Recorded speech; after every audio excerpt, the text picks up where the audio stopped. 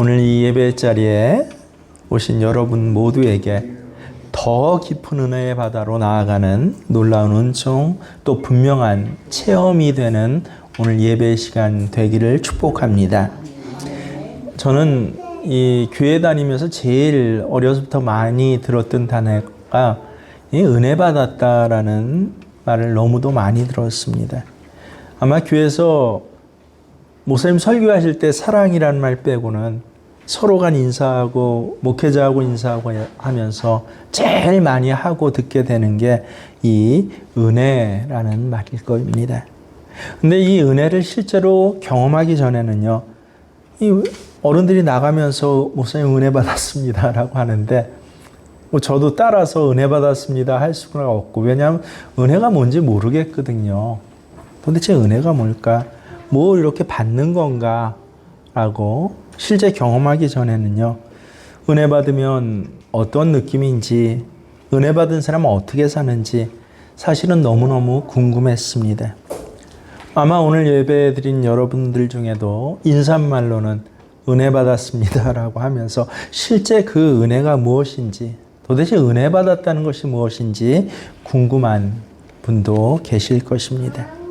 오늘 여러분께 주님께서 명확하게 이제 오늘 드디어 내가 은혜에 대해서 눈뜨게 되었어 라고, 혹 은혜에 이미 눈뜬 분들에게는 더 깊은 은혜의 바다로 나가게 해주시기를 축복합니다. 시편 116편은요, 그 제목을 하나 정해보자면 은혜 받은 자의 노래입니다. 오늘 이 시편 160편의 기자는요, 죽을 수밖에 없는 아주 절박한 처지에서 하나님께 내가 구원해 주세요라고 그렇게 기도했고, 하나님께서 그 기도에 응답을 받은 사람입니다. 3절부터 6절까지 보면 이렇게 말씀하십니다. 죽음의 올가미가 나를 얽어매고 수월의 고통이 나를 엄습하여서 고난과 고통이 나를 덮쳐올 때 나는 주님의 이름을 부르며 주님 간구합니다. 이 목숨을 구하여 주십시오 하였습니다. 주님은 나를 구하여 주셨다. 죽음의 위기에서 너무 수월과 같은, 지난주에 수월이라는 단어 배웠죠. 지옥에 있는 것 같은, 차라리 지옥에 있는 게 낫겠어라고 하는 그 절박한 상황들이요. 한 두세 명의 분들과 이런 요새 최근에 이 절박한 마음의 상황에 대해서 이야기를 또 나눌 수 있는 기회가 있었는데요. 그런 절박한 상황에서 기도했더니 주님께서 그 절박한 상황에 오늘 구하여 주시고 응답해 주셨다라고 할 때, 그때 바로 은혜 받았다라고 하는 표현을 쓰는 것입니다.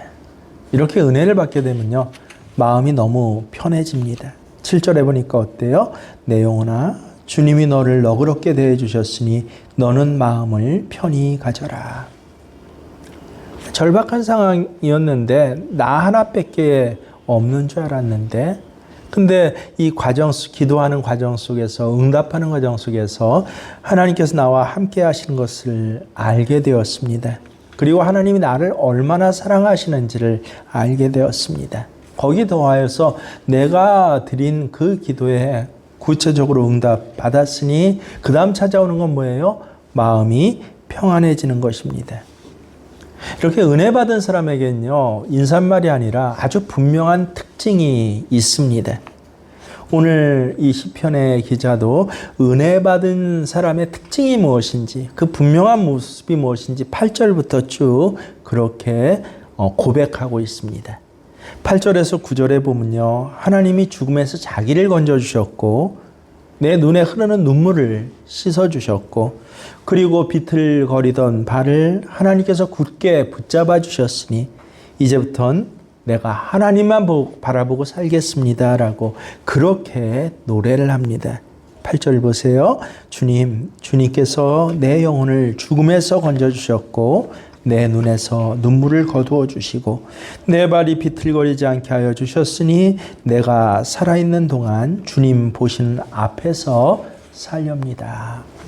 10절에 보면 그래서 이 은혜 받은 사람은요, 어떤 고통스러운 상황에서도 또 한 가지 특징이 하나님에 대한 믿음이 이제는 흔들리지 않습니다. 그건 분명합니다. 내 인생이 왜 이렇게 고통스러우냐 하고 생각할 때에도, 그럴 때조차도 어땠다고요? 나의 믿음은 고통은 느끼지만, 고통스러운 건 사실이지만 내 믿음은 흔들리지 않았습니다.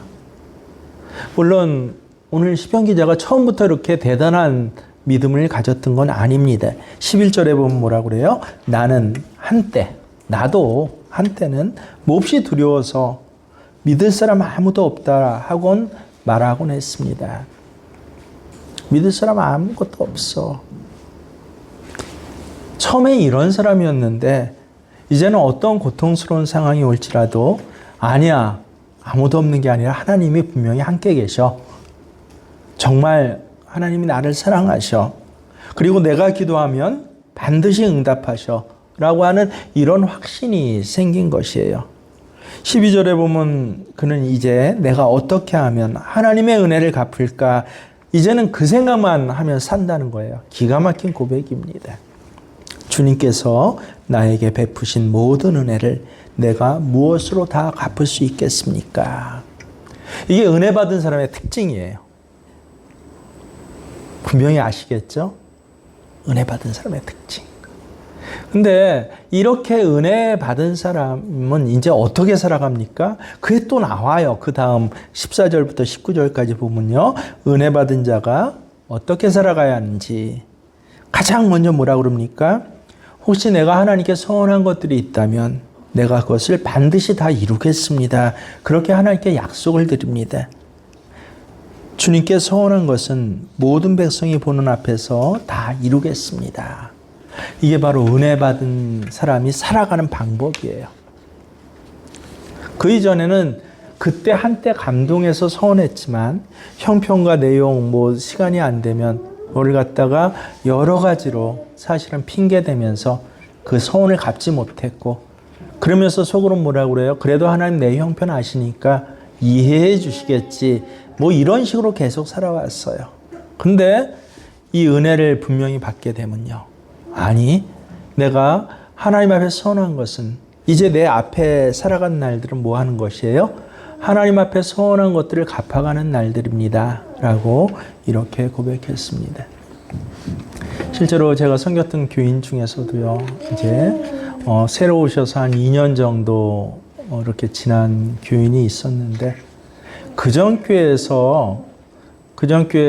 그 건축을 할 때 자기가 서원을 3천만, 그 당시 한 15년 전, 20년 전이니까 꽤 크죠. 3천만 원을 그렇게 서원을 했다고 해요. 근데 여러 가지 이유로 사업 있고 못 갚았는데, 근데 이 서원에 대한 이렇게 가르침을 듣고 저를 찾아왔어요. 아내랑 같이. 목사님, 제가 그때 3천만 원 서원한 것이 있는데 그 교회에다 지금 헌금하겠습니다. 그래서 제가 그랬어요. 아니에요, 집사님. 그 교회 건축할 때 서원한 것이니까 그 교회에다 헌금하십시오라고 그렇게 그랬습니다. 그러니까 은혜를 받고 보니까 뭐가 기억나요? 서원했던 것들. 굳이 헌금뿐이겠습니까? 내가 주를 위해서 하루에 1시간 중보하며 기도하겠습니다 했던 것들을 여러 가지의 것으로 잘 못 지켰잖아요. 그러면서 늘 뭐라고 그랬어요? 우리는요, 형편이 안 됐어요. 정말 기도하고 싶은데. 근데 은혜 받게 되면요, 먼저 그게 생각난다는 거예요. 하나님 앞에 내가 서원하고 약속했던 것들, 그거를 다 갖겠습니다. 이러한 지경에 나가기 시작하면요, 그는 이젠 죽음도 두렵지 않습니다. 15절 뭐라고 그래요? 우리 잘 알고 있는 구절인데 흔히 이거를 갖다가 잘못 생각하고 있어요. 믿는 사람들의 죽을 때 걱정하지 마라 정도가 생각. 은혜 받은 자로서 살아갈 때 죽음의 일일지라도. 성도, 은혜 받은 사람은 죽음조차도 주님께서 소중히 여기십니다. 영생이 있다는 사실을 알았어요, 분명히. 하나님 계시는 사실을 알았어요. 내가 하나님 앞에 갈 때 하나님께서 나를 사랑하시고 그리고 내 편을 들어주신다는 것도 이 은혜 받은 사람은 분명히 압니다. 그러니까 어때요? 오늘 사는 것 죽는 것이 두렵지 않아요. 16절에 보면 기꺼이 자기를 뭐라고 그러냐면요. 사도 바울이 그랬죠. 자기는 주님의 종이라고 그렇게 고백합니다. 우리는 흔히 목회자들한테 주님의 종 하는데 아니에요. 그리고 원래 사도 바울의 고백 또 성수의 고백에 이 종이란 단어는요. 그렇게 뭐 고상한 단어가 아니에요. 아주 정확하게 번역을 하면요. 저는 그렇게 늘 번역을 하는 노예란 뜻이에요. 예수 그리스도의 종이 아니라 예수 그리스도의 노예 나 바울은 이렇게 고백을 하게 됩니다. 주님, 진실로 나는 주님의 종입니다. 나는 주님의 종, 주님의 여종의 아들입니다. 주님께서 나의 결박을 풀어주셨습니다. 이게 은혜 받은 사람이 살아가는 방법이에요.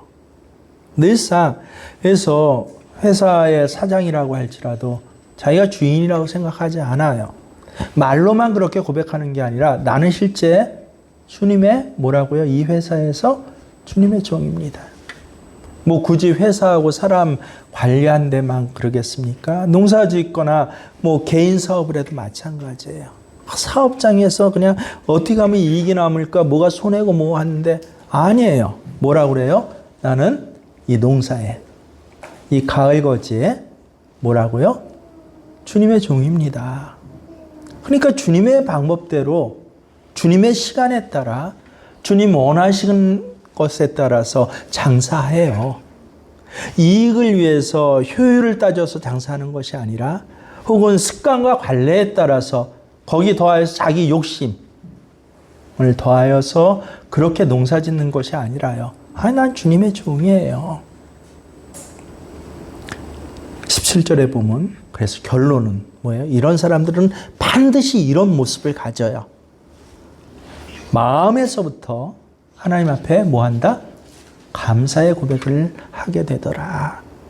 내가 주님께 감사 제사를 드리고 그냥 감사한다라고 하는 게 아니에요. 마음속 깊은 곳에부터 그의 감사는 그래서 뭐예요? 제사예요. 입술로만 감사 아니에요. 흉내내는 감사 아니에요. 제사는 하나님이 명하신 방법에 따라 드리는 게 제사잖아요. 제사 드리면서도 하나님의 명하신 방법과 내용 아닌 제사를 드린 그건 뭐예요? 우상숭배라고 그렇게 말씀하셨잖아요. 그래서 감사를 제사로 감사드린다. 기가 막히죠. 그리고 언제나 주님의 이름을 부르겠습니다. 이게 바로 은혜 받은 사람이 살아가는 가장 기본적인 모습들이에요. 그건 감춰지지가 않습니다. 그의 삶의 자리가 그 은혜 받았던 그 순간부터 하나하나 변하기 시작해요. 믿음으로 보면 우리 늘 인사 나누죠. 점점 성장해 가요. 어린아이가 키가 커가듯이 몸무게가 당연히 늘어가시듯이 여러분 아이가 태어나갖고 키가 안 크고 몸무게가 안 는다고 생각해 보세요. 그거 얼마나 비참한 일입니까? 얼마나 힘든 일입니까? 믿음이 그래요. 은혜 받은 성도의 삶의 자리가 점점 어떻게 한다? 성장해요.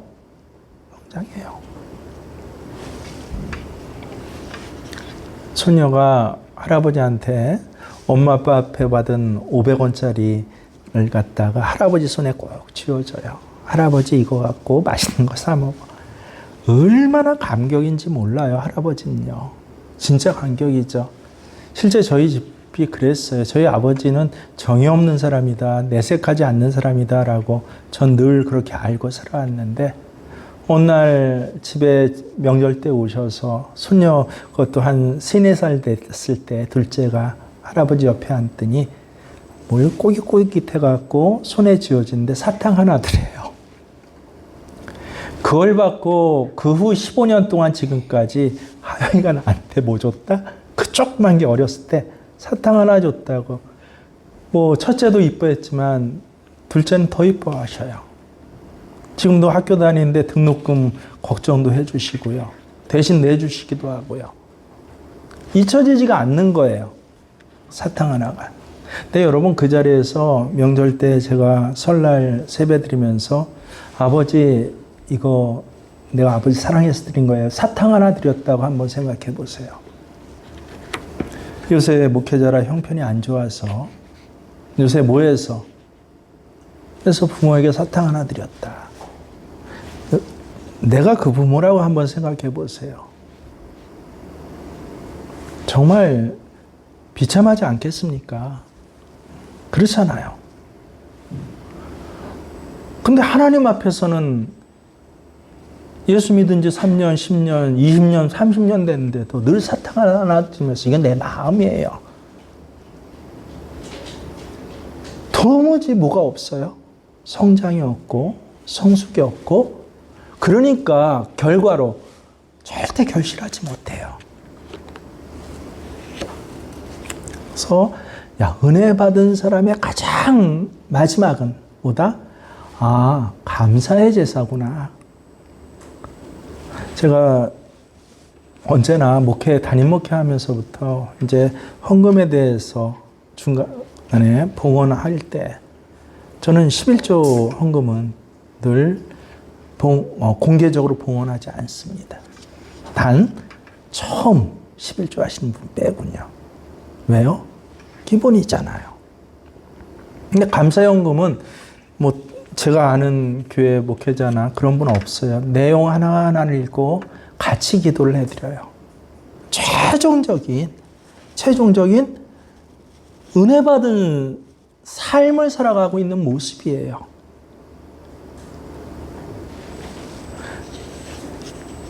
디모데에서도 나오죠. 시대가 악해져서 주님 오실 날이 다 다가오면 뭐가 없어진다? 감사가 없어진다. 감사가 없어진다. 그래서 은혜 받은 사람의 최종적인 완성되어 가는 모습은 뭐다? 감사도 그냥 감사가 아니라 감사의 제사다라고 아주 뚜렷해요. 정말 뚜렷합니다. 얼마 전에 만난 목사님이 식사하고 같이 대화하다 아주 재밌는 얘기를 해주셨어요. 어렸을 때 이 시골에서 개구쟁이인 7명 친구들하고 같이 교회를 다녔대요. 추운 겨울날 그 당시에는 교회 지하실에서 저는 사실 못 봤어요. 장작난로까지는 떼봤는데 갈탄난로하고 톱밥난로를 그렇게 뗐다고 합니다. 근데 거기 불을 내는 사고를 친 거예요. 톱밥에 불이 붙어서 막 불이 올라오는데 지하실니까 물을 얻다 그 당시 수도도 흔한 게 아니라 가져다 끌 수도 없고 하니까 이 아이들이 그래도 조금은 꾀가 있었죠. 7명이 쭉 난로를 불러서 갖고 오줌을 쌌대요. 그랬더니 애들 오줌 7명 분으로 그 불이 꺼졌다고 합니다. 다행히 불은 꺼졌지만 알죠? 금방 온 교회가 어때요? 지린내로 진동을 했습니다. 서태일 집사님 나오셨어요. 그래서 이놈들하고 붙잡아갖고 담임 목사님 앞에 끌려갔어요. 이런 짓을 한다고 하면서. 그랬더니 담임 목사님이 자기들을 보시면서 웃으시더래요. 너희들이 교회에 불 내고 오줌 싼 놈들이냐? 라고 그렇게 하시더니 하나이 자기 7명 이렇게 서 있는데 고개 숙이고 땅만 보고 콧물 흘리면서 또 어떤 놈은 울기도 하고 무서워서. 근데 머리를 하나하나 쓰다듬어 주시면서 뭐라고 그러셨냐면요.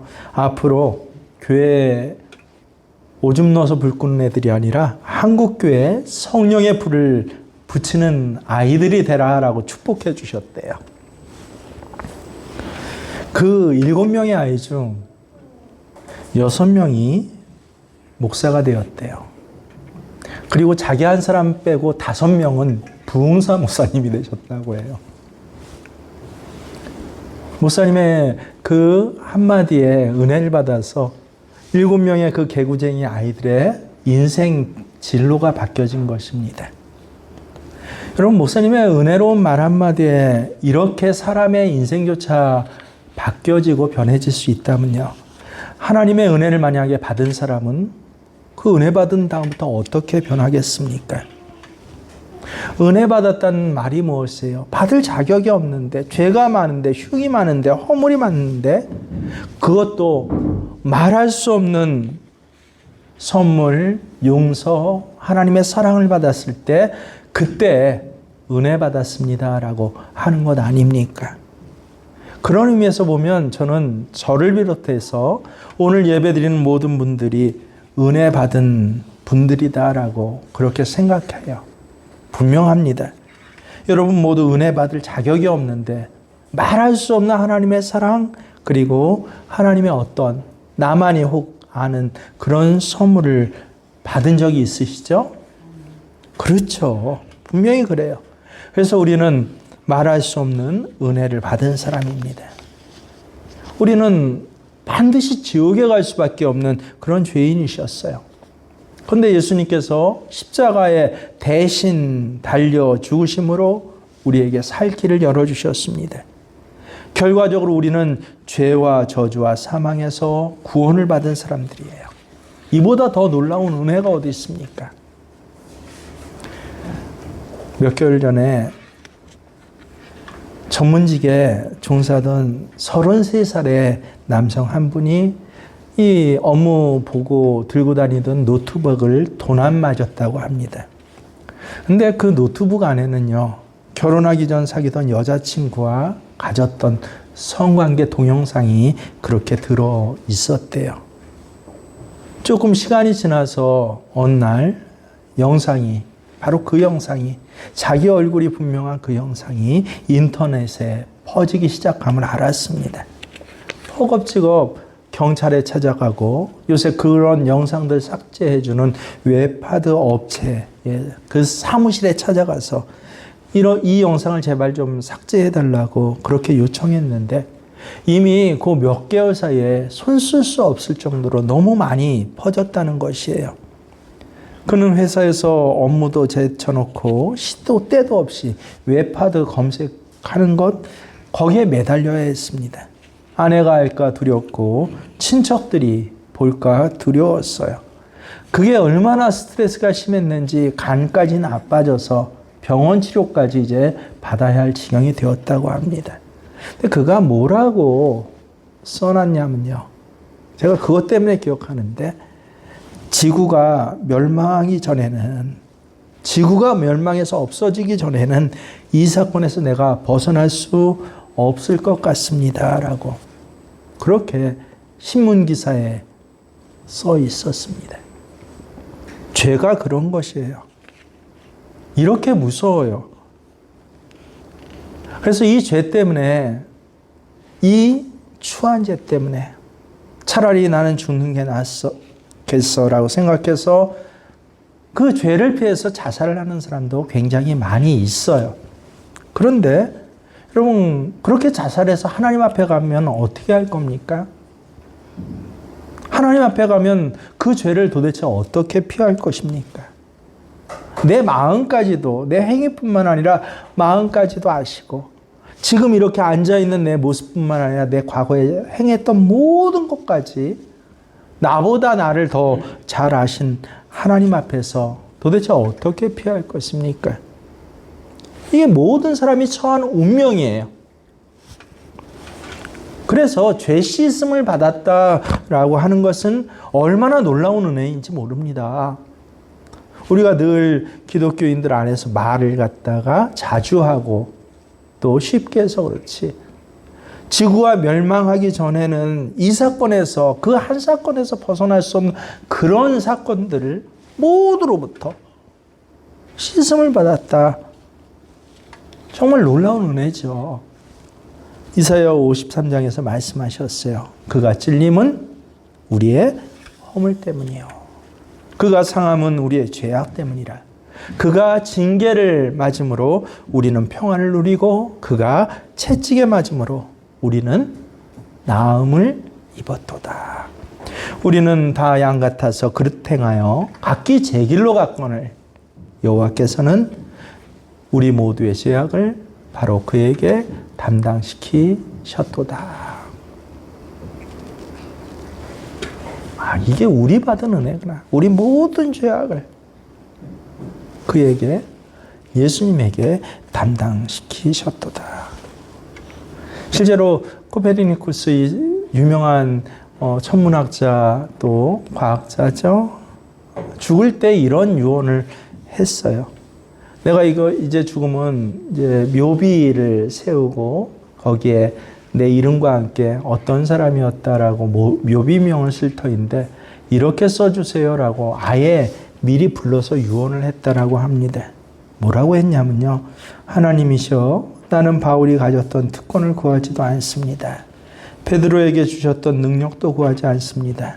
다만 나는 예수님 십자가 지실 때 옆에 있었던 강도에게 베푸신 그 긍휼을 구할 뿐입니다. 우리 인생 마치고 나서 그땐 알아요. 우리 인생에 진짜 필요한 것이 무엇인지, 정말 있어야 할 것, 반드시 있어야 할 은혜가 무엇인지요. 십자가에 예수님 달리실 때 바로 옆에 있던 그 강도가 마지막 순간에 무엇을 구했어요? 나를 기억해 주세요. 당신의 나라에, 그 하늘나라에 갔을 때 하나님 나를 구원해 주세요라고 그 간절히 기도했을 때 그는 구원을 받았어요. 긍휼을 얻었어요. 그 은혜 얼마나 대단한 은혜입니까? 그런데 그 은혜를 지금 사실은 우리 미리 받은 사람들이잖아요. 우리 모두에게 주어진 은혜입니다. 여러분, 하나님이 아버지가 되신 증거를 아십니까? 십자가예요. 여러분의 부모인 증거는 무엇이에요? 자식을 위해서 이런 일들을 행했던, 자식에게 혹 남겨졌을지도 혹은 남겨지지 않았을지도 모르는 그 일들이잖아요. 나아가서 내 자식 위해서 내가 죽을 수도 있어. 그게 바로 부모가 내 부모인 증거이죠. 부모가 아니면 똥기저귀 하나 갈아주는 것도 얼마나 싫은 일입니까? 하나님께서 여러분의 아버지가 되신다는 증거가 무엇이에요? 나를 위해서 죽으셨다. 대신 십자가에 죽으셨다라고 하는 것이 그 증거예요. 그래서 우리는 은혜 안에 살고 있는 거예요. 말할 수 없는 은혜를 지금 누리고 있는 거예요. 여러분에게 이 은혜의 눈이 뜨이셔야 해요. 왜냐하면 우리 지금 처한 형편 처지가요, 너무도 심각한, 사실은 영적으로 또 세상적으로도 위기 상황입니다. 개인의 삶에도 위기가 있지만요, 나라가, 전 세계가 엄청난 영적인 위기가 다가오고 있습니다. 지금 우리 살고 있는 사회 곳곳에서 일어나는 그 저변에 있는 가장 기본적인 문제가 무엇인지를 알아야 돼요. 미국이 자기 이기주의 행한다, 어디 전쟁이 났다, 큰 일들이죠. 관세를 25% 달랜다. 아니요, 그 모든 세계 저변에 있는 가장 중요한 문제는 뭔지 아세요? 전 세계가 하나님의 말씀을 대적하는 상황들이 곳곳에 급속도로 펴져 있다라고 하는 것입니다. 여러분, 세계가 하나님의 말씀을, 개인도 그렇고 대적하게 되면 어디까지, 마지막 부분이, 다다른 부분이 어디입니까? 아예 법으로 제정해서 하나님 말씀을 대적하는 것이에요. 여러분, 이미 창조론, 진화론 논쟁이 일반 세상에서는 이미 우리나라에서 거의 의미가 없어졌습니다. 그냥 진화죠. 하나님 계시지 않는 거예요. 우리 자녀들이 학교에서 기본적으로 배우는 것이 진화예요. 그 진화론 이후로 이 세상은 다 하나님이 안 계신 것으로 생각하는 경향이 당연하고 그런 삶을 추구하게 되었습니다. 이미 우리나라에서 간통죄가 죄가 아닌 것으로 되었죠. 헌법재판소에서 그렇게 폐지했습니다. 이단들은요, 양심적 병역 거부라고 한 것이 이제 무죄가 되었어요. 더 이상 법으로 처벌할 근거가 없어졌습니다. 이젠 낙태요, 하나님 지으신 생명, 내가 네 어미 뱃속에서부터 내 뼈를 하나님께서 계획하셨고 창조하시고 그렇게 이끄셨는데 그 하나님의 말씀으로 하나님이 지으신 그 태아를 죽인 일이요. 이제 점점 어떻게 해요? 합법화되고 있어요. 지금까지는 아직 24개월인가요? 24개월까지만 합법화되었는데 매년 국회에 청원이 올라가서 매년 낙태법 합법화가 국회 의원들 사이에서 이 법사위에서 논의가 되고 있어요. 24개월이 이제 6개월이 되고 24주가 6개월이 되고 6개월이 이제 산모가 원하면 형편이 안 되면 뱃속의 아이를 띄워내도 된다라고. 미국은 벌써 낙태가 합법화된 주가 따로 있잖아요. 그래서 낙태하려면 그 주 가서 저희 낙태하면 돼요. 법으로 아예 사람의 생명을 죽인 일이 합법화되어 있어요. 사회 곳곳에서 악한 영적 세력들이 일으키는 이 일들이 겉으로는 이게 인권이래요. 이게 민주화래요. 이게 정의래요. 이런 이름으로 결국은 치닫는 게 뭐예요? 하나님을 대적하는 걸 아예 법으로 제정하자 라고 하는 단계까지 와 있는 것입니다. 요새 동성애 합법화요? 이게 인권 보호를 위해서 그렇다고 그래요. 많은 사람들이 거기에 동의를 하기도 해요. 하지만 이것은 굉장히 심각한 문제입니다. 왜 심각한 문제인 줄 아세요? 하나님께서 분명히 뭐라고 그러셨어요? 동성애는 죄다라고 말씀하셨잖아요. 근데 하나님이 동성애는 죄다라고 말씀하셨다라고 이야기하는 것만으로도 이젠 처벌이 돼요. 미국에서는 실제 그래요. 목회자가 강단에서 동성애는 죄입니다라고 하면 붙잡혀가요. 벌금 내야 되고 감옥에 갇혀가야 돼요. 하나님의 말씀이 뭐가 되는 거예요? 이제는 아예 죄가 되는 거예요. 그러니 얼마나 무서운 세상이 되어가고 있습니까? 이때 도대체 교회 성도들은 어떻게 해야 합니까?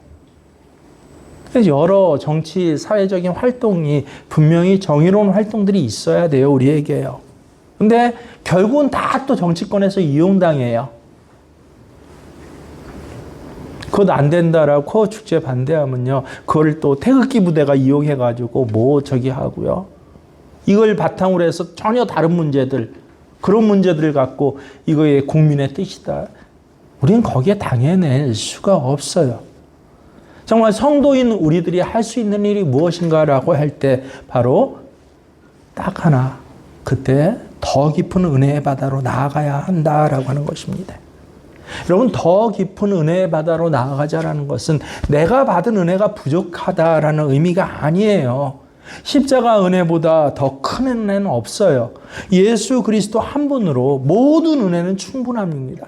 우린 그 예수 그리스도 그 한 분의 은혜를 충분한 은혜, 완벽한 은혜를 받았어요.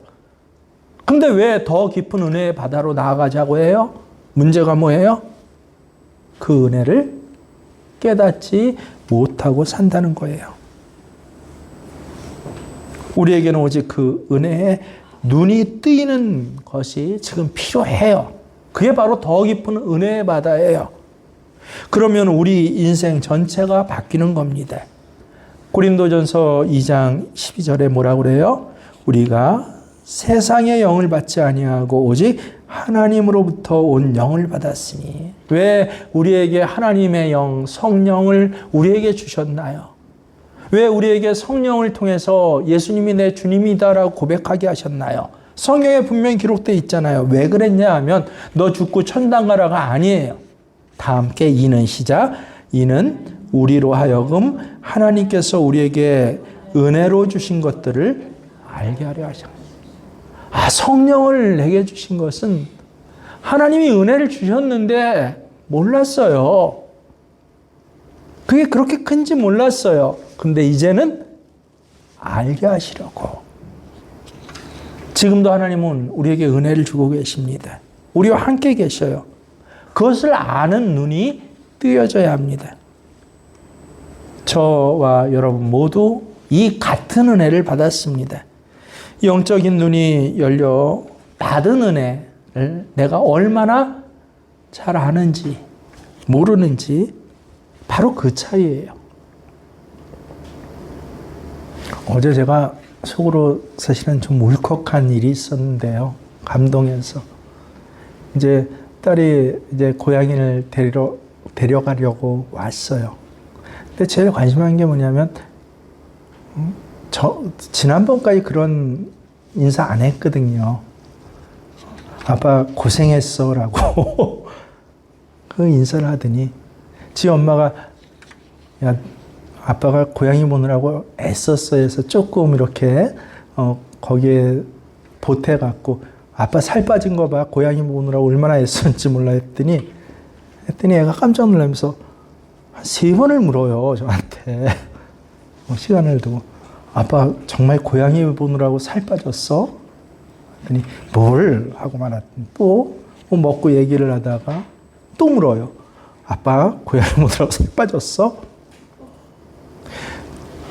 야, 지난번까진 엄마 아빠니까 고양이 갖다 맡기는 거 당연한 거로 여겼는데 올해 와서 얘가 당연한 게 아니라 참 고마운 거라고 진짜 마음에 그렇게 생각하는지는 정확히 모르겠지만 그걸 표현하는 거. 그 말 들으니까 울컥하더라고요. 우리 딸이 엄마 아빠 사랑을 안 해. 표현할 줄 안 해. 알게 되는 것이에요. 그걸 아냐 모르냐 그 차이일 뿐입니다. 은혜의 눈이 띄는 것은요 엄청난 일입니다.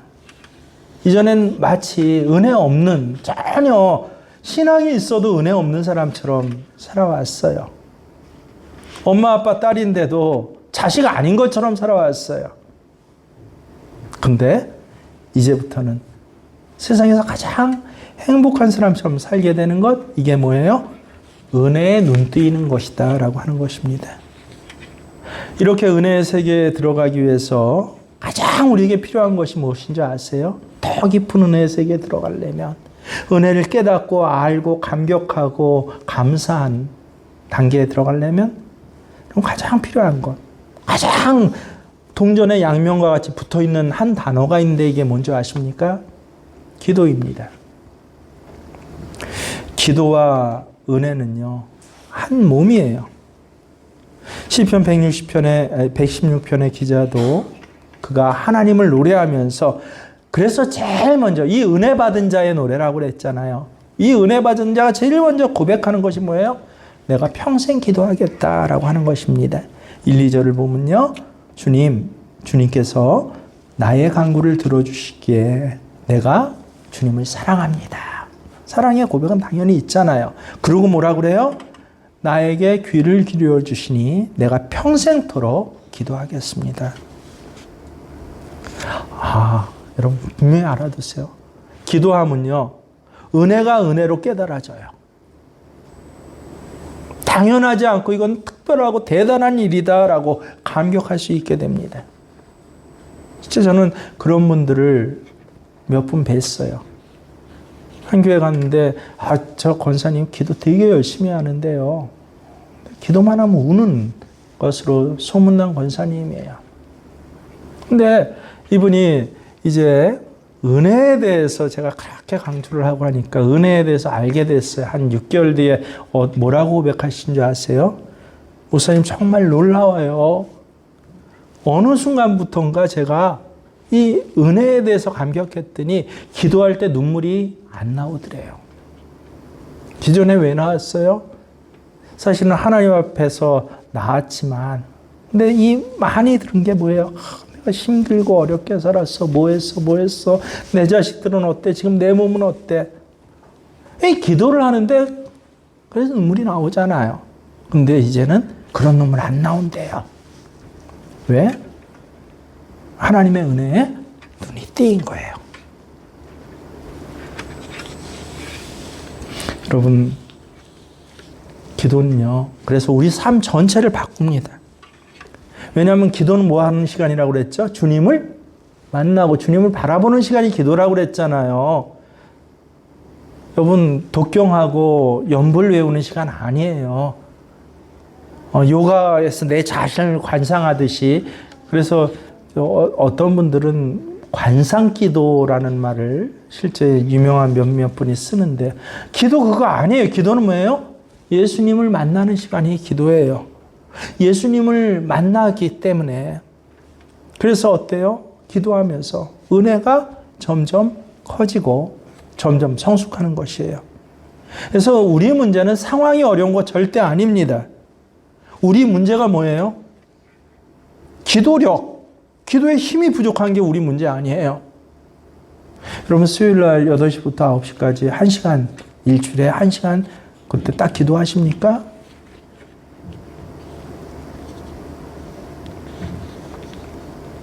예, 그렇습니다 하는 분들에게 복이 있습니다. 매주 말을 들으면서도 그렇지 않아요. 매일 다른 기도가 얼마나 많아요. 그럼에도 불구하고 적어도 꼭 교회 건축을 위해서 기도하십시오 하는데 기도하십니까? 문제가 뭐예요? 기도력이 문제구나. 기도에 힘이 부족한 게 바로 우리 문제입니다. 나는 기도해도 응답받지 못했습니다 하는 분들도 있을 것이에요. 그렇지 않아요. 내가 예수님 이름으로 드리는 모든 기도는요, 하나도 남김없이 다 응답받습니다. 이 스탠리 존스 선교사라는 분이 있어요. 참 특이하게도 타임지의 표지에 얼굴 사진이 실릴 정도로 영향력 있는 선교사예요. 그래서 세계 최고의 선교사라고 그렇게 이분을 평가하는 분들도 있습니다. 이분이 인도에 가서 사역을 하시는데 기가 막히게 정말 하나님 능력으로 사역을 하시는 것이에요. 근데 이분의 이야기가 조그만 책에 실렸습니다. 17살 때 회심을 했다고 해요. 처음 복음을 듣기는 15살 때 복음을 들었는데, 근데 17살 때 교회에서 부흥회 할 때 그 부흥회를 참석하면서 회심하고 예수를 만났다고 합니다. 이 첫째 날, 둘째 날, 마지막 셋째 날이 되었어요. 집을 나서는데 저녁에 이상하게 마음이 뜨거워져서 기도하고 싶더래요. 집 나오다가 다시 들어가서 침대에 엎드려서 하나님께 기도를 했다고 합니다. 뭐라고 기도했냐면, 17살짜리가 뭐라고 기도해요? 딱 하나, 하나님 오늘 저를 구원해 주세요. 그게 무슨 말인지도 모르고 그 기도만 했다고 해요. 참 간단한데 진지하게 그렇게 기도하고 교회로 달려갔습니다. 그전에도 교회는 계속 다녔지만 한 번도 요 2년 반 기간 동안 예수 믿고 교회 다닐 동안 교회에 뛰어간 적은 없었대요. 근데 유달리 그날은 자기도 모르게 뛰어가더래요. 교회 예배당에 들어가서 맨 앞자리에 나와 앉았습니다. 그동안 예배 참 많이 드렸지만 한 번도 앞자리에 나와서 앉은 적이 없었어요. 부흥 강사님 설교가 끝나고 말미에 구원에 초청을 하시는데요. 그때 가장 먼저 강사님 앞으로, 목사님 앞으로 가서 머리를 숙였다고 합니다. 그러면서 무릎을 꿇으려고 할 때 그때 놀라운 영의 화답을 느꼈대요. 그가 표현하기를 뭐라고 하냐면 천국이 내 영 속으로 뛰어들어왔다라고 고백을 했습니다. 그 후로 분명하게 나는 그날 그 시간부터 7가지가 변했습니다라고 그렇게 7가지를 써놨어요. 첫 번째, 하나님께 용서받았다는 느낌이 강하게 들었습니다. 두 번째, 본향 바로 거기로 돌아왔다라는 느낌이 들었습니다.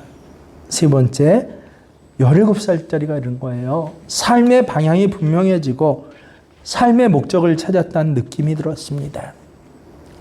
네 번째, 혼자가 아니다. 늘 나와 함께 계시는 분이 있다라는 느낌이 들었습니다. 다섯 번째, 나 어엿한 사람이 되었어라고 하는 느낌이 들었습니다. 여섯 번째로 온전해졌다라는 느낌이 들었어요. 7번째로 은혜 받았다라고 하는 것을 알게 되었습니다. 여러분, 은혜에 눈이 뜨이게 되면 정말 분명한 사건이 있습니다. 예수님을 제대로 믿게 돼요. 그 다음부터는요. 그런데 이렇기 위해서는 반드시 기도가 단 한마디, 오늘 나를 구원해 주세요 라고 하는 그 짧은 기도일지라도 그 기도가 필요하다라고 하는 것입니다. 여러분, 혹 아직도 구원의 확신이 없으신 분들, 오늘 내게 구원의 확신을 주세요 라고 기도해 보세요. 그럼 반드시 응답받습니다. 지금 이런저런 은밀한 죄에 빠져 있는 분들, 하나님, 제가 이런 생활을 이제는 청산하고 나 이제 하나님 말씀대로 살게 해주세요 라고 기도해 보세요. 다 응답받습니다. 목적도 방향도 없이 그저 먹고 사는 것, 그게 삶의 전부인 사람들은, 나 그런 삶 청산하고 하나님, 내가 이제는 하나님 사명 위해서 살고 싶습니다라고 기도해 보세요. 여러분, 한 사람도 빠짐없이 정말 다 응답받습니다. 주 예수의 이름으로 하나님 뜻대로 구하는 모든 기도는 다 응답받습니다. 우리가 잘 아는 성구가 있죠. 항상 기뻐하라, 쉬지 말고 기도하라, 범사에 감사하라. 이것이 예수 그리스도 안에서 너희를 향하신 하나님의 뜻입니다. 여러분, 어떻게 항상 기뻐하고 어떻게 범사에 감사할 수 있어요? 쉬지 않고 기도하는 자만 가능한 거예요. 제발 알아야 됩니다. 기도 없이는요, 기뻐할 수 없어요. 기도 없이는 감사할 수 없어요. 간혹 기뻐하고 때때로 감사할 수는 있어도 항상 기뻐하고 범사에 감사할 수가 없습니다. 쉬지 않고 드려지는 기도가 있어야 한다라고 하는 것입니다. 내가 기도하는 것 이 자체, 이 시간 자체가 어때요? 놀라우신 하나님의 은혜의 문을 열어주는 시간이에요. 은혜가 은혜인 줄 알게 되고 깨닫게 되고, 그리고 입과 손과 발이 변하게 되고, 맨 마지막엔 그의 삶이 어떻다고요? 감사가 제사인 사람.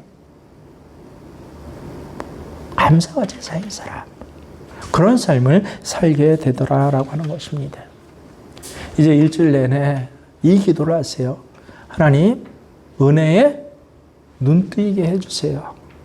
나 이미 많은 사랑을 받고 많은 은혜를 받고 있음에도 세상 것만 더 크게 보이고, 세상 것만 더 특별하게 보이고, 세상 것만 더 절박하게 보여서 하나님의 은혜는 머리에서 밑으로 내려오질 않았는데, 단어는 알아요. 때때로는 인사도 해요. 근데 삶의 자리에 없어요. 하나님, 오늘 나 은혜 받게 해주세요. 이번 주간 그 받은 은혜로 살아가게 해주세요. 반드시 뭐가 필요하다? 그 기도가 필요합니다. 이렇게 이번 주 한 주간은 이 특별한 기도로 하나님의 은혜, 그냥 머리의 은혜가 아니라 더 깊은 은혜, 함께 해보실까? 시작. 더 깊은 은혜로 나아가시는 저와 여러분 되시길 주의 이름으로 축원합니다.